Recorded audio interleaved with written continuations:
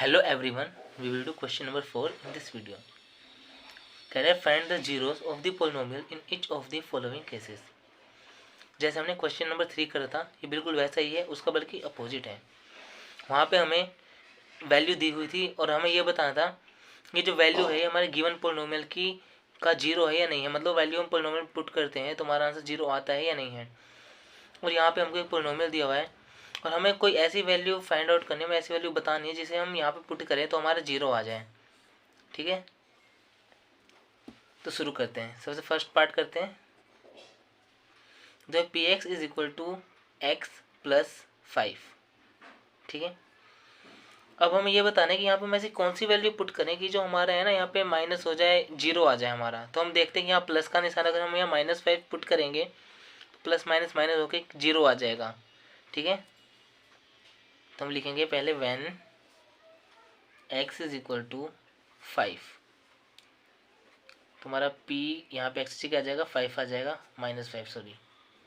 ठीक है, -5 यहाँ -5 आ जाएगा और एक्स की जगह -5 + 5। अब ये minus plus minus minus cut के क्या आ जाएगा, जीरो आ जाएगा। ठीक है, फिर लिख देंगे यहाँ पे so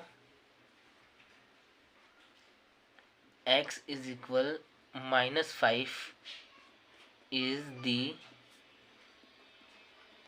zero of the polynomial.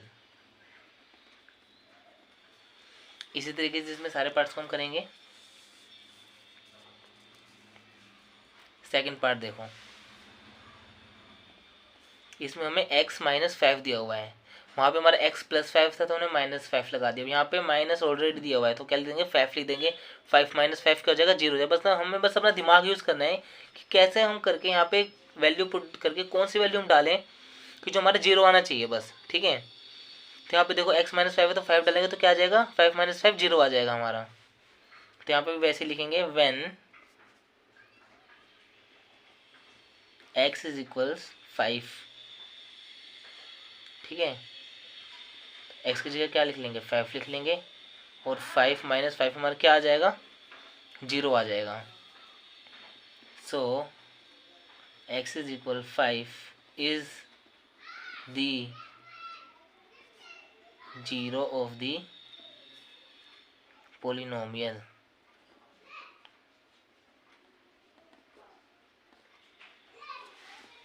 ठीक है, अब थर्ड पार्ट करते हैं। देखो ज़्यादातर बच्चे ना इसी पार्ट में आके कंफ्यूज ही होंगे। क्यों? क्योंकि हमें क्या दिया हुआ है, हमें दिया हुआ है p x is equal to 2x + 5। 2x + 5 ऊपर तुमने प्लस का 5 माइनस का 5 डाल के निकाल लिया। अब यहाँ पे भी सब बच्चे ने वैसी वैल्यू डालने की कोशिश की होगी, कोई 2 डाल रहा होगा, कोई 3 डाल रहा होगा। हर बार 2 से मल्टीप्लाई करके कभी ज़्यादा आ जा रहा है, कभी कम आ जा रहा है ना। तो ऐसे केसेस में क्या करना है, देखो जो x है ना यहाँ पे तो वही डाल दो जो साथ में दिया हुआ है यानी कि 5, और डिवाइड में वो डाल देंगे जो मल्टीप्लाई में दिया हुआ है। ठीक है, प्लस माइनस में जो भी दिया हुआ है वो यहाँ पे, और जो साइड में दिया हुआ है मल्टीप्लाई में दिया हुआ है वो डिवाइड में डाल देंगे। ठीक है, देखो जैसे ऐसे when x is equals to 5/2। 5 plus minus में दिया हुआ है यानी कि प्लस का भी हो सकता है या निशान माइनस का भी हो सकता है। प्लस का है तो हम माइनस का लेंगे, माइनस का होगा तो प्लस का लेंगे। ठीक है, और जो मल्टीप्लाई में दिया हुआ है वो डिवाइड में दिया हुआ है तो क्या हो जाएगा, एक्स की जगह पे क्या लिख देंगे, -5/2। तो 2 × -5/2 + 5 ये बन गई। अब 2 से 2 कट जाएगा, प्लस माइनस माइनस, फिर हमारा क्या आ जाएगा, जीरो आ जाएगा। सो x is equal -5/2 is the zero of the polynomial. ठीक है, बिल्कुल इसी तरीके से इस पार्ट को सोल्व करेंगे। 3x - 2 दिया हुआ प्लस का था, यहाँ माइनस का दिया हुआ है तो माइनस का दिया हुआ है तो हम प्लस का ही लिखेंगे। क्या लिखेंगे, प्लस माइनस वाले को ऊपर, मल्टीप्लाई वाले को डिवाइड में लिख देंगे। ठीक है, तो x की वैल्यू क्या बन जाएगी हमारे, 2/3। तो x की जगह पे क्या लिख देंगे, 2/3। x की जगह पे क्या आ जाएगा, 2/3 माइनस में 2, 3 से 3 कट जाएगा, 2 में 2 गया, 0।